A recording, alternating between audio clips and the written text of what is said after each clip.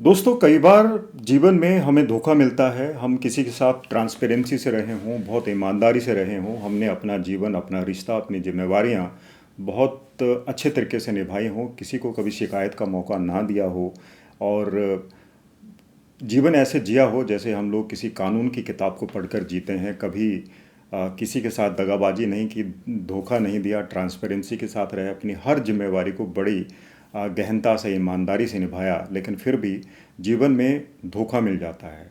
आपको लगता है कि जीवन के इतने साल, इतनी बड़ी तपस्या करने के बाद, इस रिश्ते को एक पौधे की तरह सींचने के बाद भी हमें क्या मिला? आपको इस्तेमाल किया गया, आपको एक ऑप्शन की तरह देखा गया, और जब वक्त निकल गया, जब आप किसी काम के ना रहे, जब आपको ये आपके साथी को ये लगा कि अब इसके साथ रहना कोई फ़ायदेमंद नहीं है, और तो फिर आपको छोड़ दिया गया। यानी कि मैं एक ऐसी स्थिति की बात कर रहा हूँ कि जब आप एक बंधन में बंधकर, एक रिलेशनशिप में रहकर कई साल आपने किसी व्यक्ति के साथ गुजारे और बाद में वो कोई ना कोई बहाना बनाकर अलग हो गया। मैं डिवोर्स केसेस की बात भी कर रहा हूँ। बहुत सारे डिवोर्स के, सेपरेशन के केसेस आ जाते हैं, लोग अलग अलग रहना शुरू कर देते हैं। ऐसा क्यों होता है ये मैं पिछली वीडियोस में डिस्कस कर चुका हूँ। रूममेट सिंड्रोम हो सकता है, या फिर कोई व्यक्ति है, उसकी फितरती लालची हो, या उसे कोई मकसद हासिल करना हो, या फिर वो लालची किस्म का प्रवृत्ति का व्यक्ति हो। तो इस तरह की सिचुएशंस लाइफ में आती है कि जब लगने लगता है कि एक साथ रहने में कोई भलाई नहीं है। तो अक्सर आपने देखा होगा, बहुत सारे सेलिब्रिटीज़ 10 साल, 15 साल, 20 साल बाद भी साथ रहने के बाद अलग अलग हो जाते हैं। हालांकि अलग होना आसान नहीं होता, लेकिन मैं आज उस खास स्थिति की चर्चा आपके साथ कर रहा हूँ, वो है बिट्रेयल ट्रॉमा की। जब रिश्तों की ऐसी सच्चाई, जब किसी व्यक्ति को, किसी साथी को लगता है कि आपको धोखा दे गया, आपको एक ऑप्शन की तरह देखा गया, आपको एक अपॉर्चुनिटी समझा गया, और बाद में जब वो सब कुछ हो गया तो आपको छोड़ दिया गया, यानी कि धोखाधड़ी, फरेब, छलावा। अगर आपके साथ ऐसा हुआ है तो आप इस स्थिति से जूझ रहे होंगे। अब सवाल यही पैदा होते हैं कि जिस व्यक्ति ने धोखा दिया और जिस व्यक्ति ने धोखा खाया, उसके साथ कौन कौन सी मनोवैज्ञानिक स्थितियां पैदा होंगी। सबसे पहले मैं बात कर लेता हूं कि जिस व्यक्ति ने धोखा खाया, चाहे वो पुरुष या महिला है, उसके साथ क्या होगा। वो सबसे पहले तो आप कह लीजिए एक एनहेडोनिया से गुजरेगा। एनहेडोनिया एक ऐसी स्टेज है जब उसे लगेगा कि रिश्ता टूट गया, अब दुनिया ख़त्म होगी, कुछ भी करने का नहीं है, किसी चीज़ में मुझे दिलचस्पी नहीं है।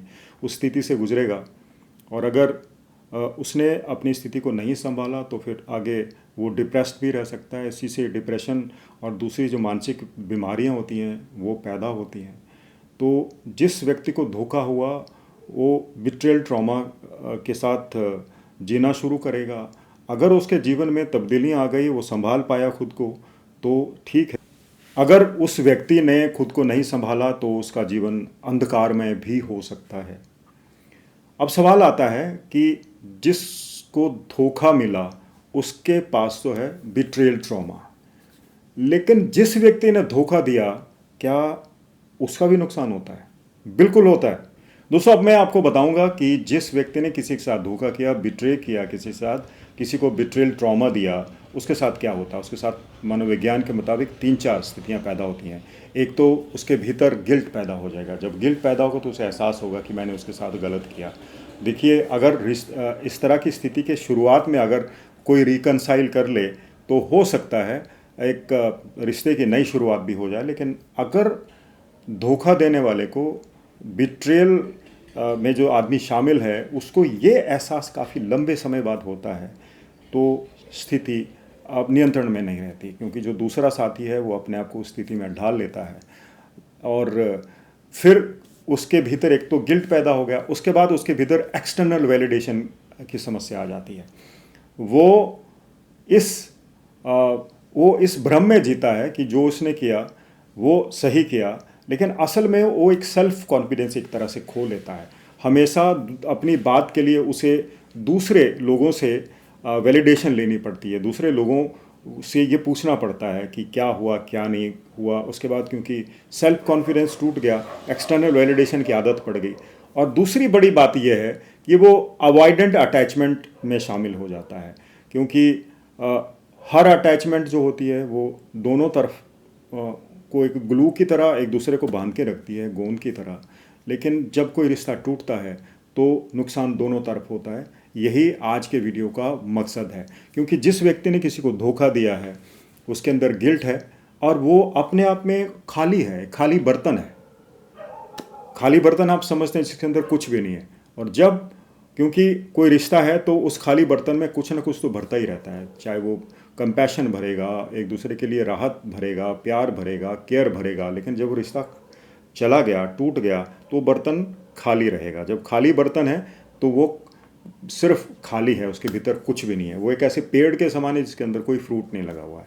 तो जो व्यक्ति धोखा देता है वो भी अपने आप में नुकसान में रहता है, और नुकसान में रहने के बाद उसकी जीवन में क्या होता है ये उसे आगे जाकर पता चलता है। लेकिन जब पता चलता है, जब उसे एहसास होता है, तब बहुत समय बीत चुका होता है। अब मैं बात करूंगा उस व्यक्ति की जिसे धोखा मिला। जिसे धोखा मिला यानी कि बिट्रेयल ट्रॉमा जिसके भीतर है, कुछ दिन तो वे सोच विचार करने में लगा देगा, मेरी गलती क्या थी, मैंने क्या किया था, मेरा कसूर क्या था, मैंने ऐसा क्या किया कि मेरे साथ ऐसा हो गया। वो ईश्वर से भी पूछने लगेगा कि मेरा कसूर क्या था भगवान, जो मेरे साथ ऐसा हुआ। मैंने तो अपनी तरफ से कोई कमी नहीं रखी, अपनी मेहनत में, अपने रिश्ते को पोसने में, अपने रिश्ते को एक पेड़ की तरह बड़ा करने में, अपने बच्चों की जिम्मेदारी निभाने में, या फिर ऑफिस की जिम्मेदारी निभाने में, पूरे परिवार को एक रखने में, चाहे वो घर गृहस्थी हो या फिर सामाजिक लाइफ हो, सामाजिक जीवन हो। फिर वो कुछ दिन तो ऐसे उसके गुजर जाएंगे, लेकिन फिर हो सकता है, क्योंकि रिश्ता टूटने के बाद अचानक आदमी का सामान्य होना पॉसिबल नहीं होता, हो सकता है एनेडोनिया उसे हो जाए। एनेडोनिया मनोविज्ञान में एक ऐसी स्थिति है जब हमें कोई चीज़ भी अच्छी नहीं लगती, ना हमें अपनी मनपसंद का खाना अच्छा लगता है, ना कपड़े अच्छे लगते हैं, हम केयरलेस हो जाते हैं, हमें किसी दुनिया की चीज़ से सरोकार नहीं होता, हम चुप रहना शुरू कर देते हैं, किसी से बातचीत नहीं करते, सोशल डिस्कनेक्ट हो जाता है, दोस्तों से नहीं मिलते, किसी को कॉल नहीं करते, किसी काम को दिल लगा के नहीं करते। तो ये एक किस्म की डिप्रेस्ड स्टेट है, और अगर हम इसे नहीं संभालेंगे तो ये डिप्रेशन में कन्वर्ट हो सकती है। और डिप्रेशन दोस्तों एक ऐसी बीमारी है जो कई बीमारियों को जन्म देती है। जैसे ये पुरानी होती जाती है, तो ऐसी स्थिति से जल्द निपटने की ज़रूरत होती है। अब मैं आपको 2-3 पॉइंट्स बताऊंगा कि आपको कैसे निपटना है। सबसे पहले तो आप ग्रीफ महसूस कीजिए, दर्द महसूस कीजिए, क्योंकि आपको धोखा मिला है, आपका दिल टूटा है। आपने अगर वो गीत सुना हो, दिल की नाजुक रगें टूटती हैं, याद इतना भी कोई आया ना, तो याद तो आपका पुराना साथी ज़रूर आएगा, चाहे वो कैसा भी था।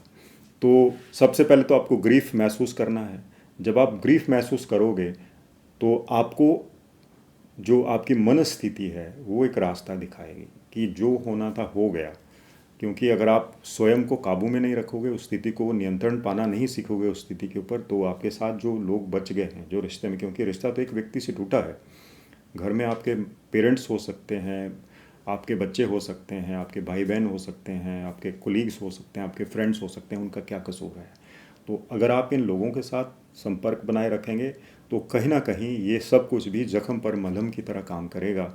और दूसरी बड़ी बात है, सेल्फ एफिकेसी को बनाए रखिए, उसे महसूस कीजिए। सेल्फ एफिकेसी का मतलब है रेजिलियंस एक किस्म की, कि आप उस स्थिति से कैसे निपटते हैं। क्योंकि आपने पहले भी देखा होगा कि अगर जीवन में कोई उल्टी ऊंच नीच होगी, कोई असमानता होगी, कोई चैलेंज आ गया, तो आप उसको डील करना जानते हैं, कॉग्निटिव बैलेंस बनाना जानते हैं। तो अगर आप सेल्फ एफिकेसी से कहते हैं किसी स्थिति से निपटने के लिए आपका अंदर का जो एक सिस्टम है, सेल्फ एफिकेसी बहुत ज़्यादा ज़रूरी है। यही आपको आगे का रास्ता भी दिखाएगी। और दोस्तों, इसके अलावा आप जितना किसी चीज़ को बार बार सोचेंगे आपको उतना प्रभावित करेगी, आपकी मानसिक स्वास्थ्य को, आपकी मानसिक सेहत को ख़राब करेगी। तो बेहतर है कि हम अपने जीवन को दूसरे तरीके से ढाल लें। हम लोग अब रेजिलियंस पैदा करें, अपने अंदर एक ऐसी शक्ति पैदा करें जो वापस लौटने की होती है। काम में ध्यान लगाएं, आप आध्यात्म की तरफ बढ़ जाएं, आप अपना मन लगाएं, ध्यान लगाएं और योगा करें। और सबसे अच्छा दोस्त होता है नेचर। अगर आपको मौका मिले आप वॉक पर जाइएगा।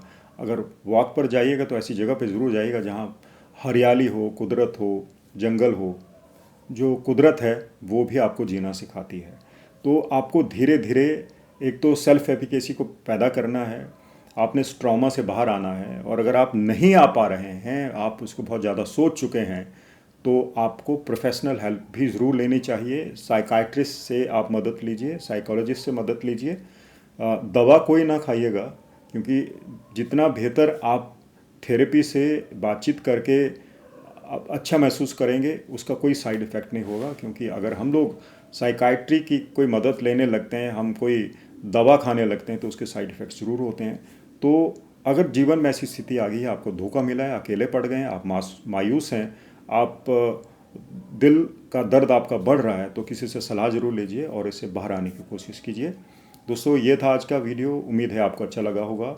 आज के वीडियो में हमने बात की कि जब अचानक ईमानदारी से कोई रिश्ता निभाने के बाद भी धोखा मिले, बिट्रेयल मिले, आपको एक ऑप्शन समझा जाए, तो उसके बाद उससे बाहर कैसे आना है। एक और बात मैंने आपको बताई कि जो किसी को धोखा देता है, उसके भीतर भी बहुत सारे विकार पैदा हो जाते हैं। एक्सटर्नल वैलिडेशन आप ले लो, या कंपार्टमेंटलाइजेशन ले लो, या फिर लो डिस्ट्रेस टॉलरेंस ले लो, या फिर अवॉइडेंस अटैचमेंट ले लो, गिल्ट ले लो। ये सारी चीज़ें भी उसे झेलनी पड़ती हैं, यानी कि नुकसान दोनों तरफ से होता है। उम्मीद है आपको वीडियो अच्छा लगा होगा। वीडियो अच्छा लगे तो उसे शेयर जरूर कीजिएगा। और अगर आपको इन बातों के अलावा कोई मदद चाहिए, आपको कोई झिझक हो रही है, तो आप बेशक मुझसे संपर्क कर सकते हैं। आपको मैं इसी तरह के हैक्स बताऊंगा। आपके लिए इस स्टेज में अपने आप को मजबूत रखना, अपने आप को स्टेबल रखना बहुत ज़्यादा ज़रूरी है। तो जब तक मैं वापस लौटता हूँ किसी नए वीडियो के साथ, आप अपना बहुत बहुत ध्यान रखिएगा। नमस्कार।